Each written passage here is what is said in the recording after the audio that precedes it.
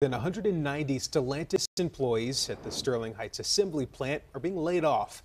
The vast majority are seasonal supplemental employees originally hired to cover those summer vacation vacancies. Stellantis says those layoffs will be effective October 1st. Now, the remaining layoffs are full-time employees. Stellantis released a statement saying, quote, "We are continuing to take the necessary actions to improve operations across our facilities. This includes ongoing assessments of our manufacturing processes to improve efficiency." And while that effort continues, the company will be implementing indefinite layoffs of represented employees across its footprint. Here to discuss this is editor-in-chief of Headlight.News, Paul Eisenstein. Thanks for being here today. My pleasure. So we've heard a little bit of back and forth as of late. Just last week, we heard from Shawn Fain, a little frustrated with Stellantis. What should we make of this whole situation? The situation at Stellantis is, I think the technical term, a mess. You know, we have seen a real collapse of sales. Their global earnings, which are heavily dependent on North America, were down about 48% for the first half. And some of the biggest hits have come to their biggest brands, Ram and Jeep.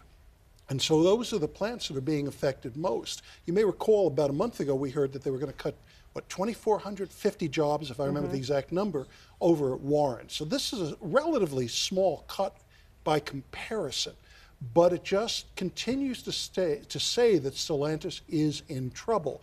And in that statement, you may have recalled seeing that they said that there are probably going to be more cuts to come. Yeah, and if they're trying to trim some fat here, what could be the reason behind that? What's the benefit of them cutting those jobs? Because I'd imagine that they know this won't go well with a lot of those employees, of course, and the public has a way to look at this too. Oh, it's not going well at all with Shawn Fain, the head of the UAW, and the rest of the union. In fact, you may recall, you guys reported barely a week ago that they're beginning a strike authorization vote. There's a number of things that the union claims that Stellantis is not living up to from the contract last fall when they had another strike. That includes reopening a plant in Illinois, moving forward on things like a new mid-size pickup and all. And it's unusual the degree to which the two sides are shooting at one another. At one point, Stellantis said, hey, stop airing our dirty laundry in public. Let's talk about it at the negotiating table. And by the way, the union isn't the only one ticked at Stellantis. Another one Stellantis has said shut up to are the dealers. Some of their biggest dealers in the country fired an open letter out saying, guys, you got to fix this. And here's the interesting thing. You know who may lose his job, at least according to some of the rumors, is the CEO of Stellantis, Carlos Tavares, who was considered a hero at the time that the Stellantis merger took place between Fiat Chrysler and Francis PSA.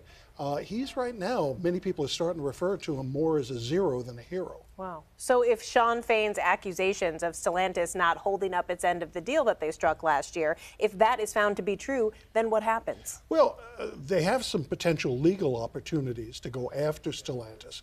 But the other thing, which could probably hurt him even more, would be if they order a strike. And there's a bunch of things that the UAW members are being asked to authorize a strike over. Of course, that doesn't mean there will be a strike, but we know that Shawn Fain is a lot more aggressive than recent leaders of the UAW before him. So if there is a reason to strike, yeah, he's going to do it. We saw that last year. Yeah, for sure. And we see that the water here is getting a little muddy. What can they do to try to clean up their image and help them with their relationship with those employees? Well, here's the problem. Stellantis, as I mentioned, is in fiscal trouble. They're not falling apart. It's not like some automakers where they're ready to collapse, but it is a case where they have to start figuring out how to improve the company's operations. They've got to start increasing sales. That's the number one problem. They have seen those two big brands, Jeep and Ram, really slide in the market, even as their competitors, notably Ford, notably General Motors, are increasing sales in the SUV and pickup segments. So they've got to invest more money in new product. They've got to find a way to do their marketing correctly.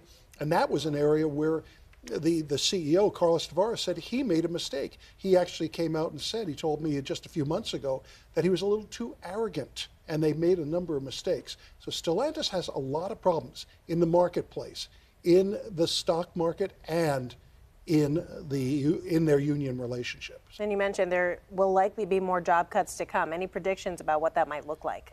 It's hard to tell right now. It's really going to be something where you have to start looking at what's happening at the marketplace level. What products can they simply not get to move? And if they can't start to improve sales, obviously they're going to have to cut at plants producing products that simply aren't moving. All right. Paul Eisenstein, Thank you for being here. always appreciate your time. My pleasure.